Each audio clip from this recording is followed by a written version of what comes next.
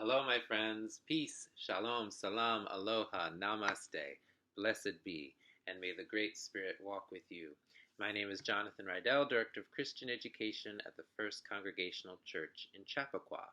And today I wanted to talk to you about the Tower of Babel. So, after the Great Flood and Noah's people repopulated the earth, the story of humankind continues.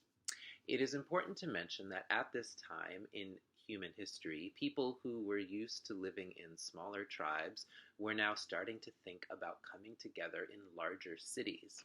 Sharing ideas, sharing work, sharing tools, sharing food, sharing an army make them more safe and more powerful. And somewhere around this time, the new technology of the brick allowed humans to build taller and stronger structures than they could from stone. Let's hear from the book of Genesis what happened next. Now the whole world had one language and a common speech. As people moved eastward, they found a plain in Shinar and settled there. They said to each other, "Come, let's make bricks and bake them thoroughly." They used brick instead of stone and tar for mortar. Then they said, "Come, let us build ourselves a city with a tower that reaches to the heavens, so that we may make a name for ourselves. Otherwise, we will be scattered over the face of the whole earth."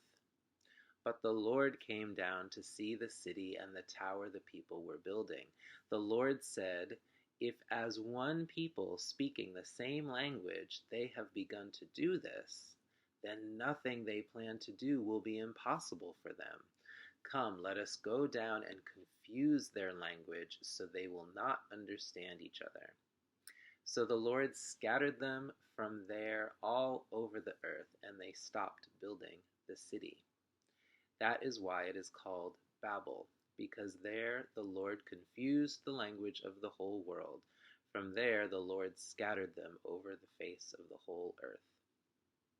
So, in this story, one might imagine that people building cities and towers, ones that reach to the heavens, so that the people might make a name for themselves, might be looking to be as powerful as God, or might be so taken by their own money and power that they forget about God and about love.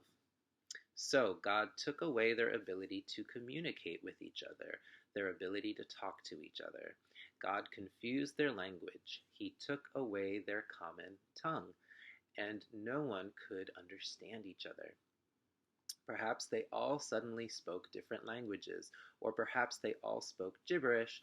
Then they went their separate ways, and they all had to create their own languages from there.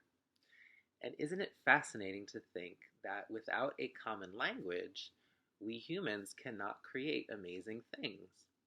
We cannot work as a team. We cannot share our ideas about how to do new things, and we cannot share our feelings to bond us together and to apologize when we argue. Even when we do speak the same language, we all over this country even, there are so many ways that we misunderstand one another. And look at how this miscommunication gets in the way of our unity, our peace, our ability to solve problems. Whenever I see groups of people arguing with each other on the news, I think about the Tower of Babel. And I wish we could all look into each other's hearts without words and understand each other. But unfortunately, that's not how we work. Communication, truly understanding each other, takes a lot of work and trial and error and patience and trust and time.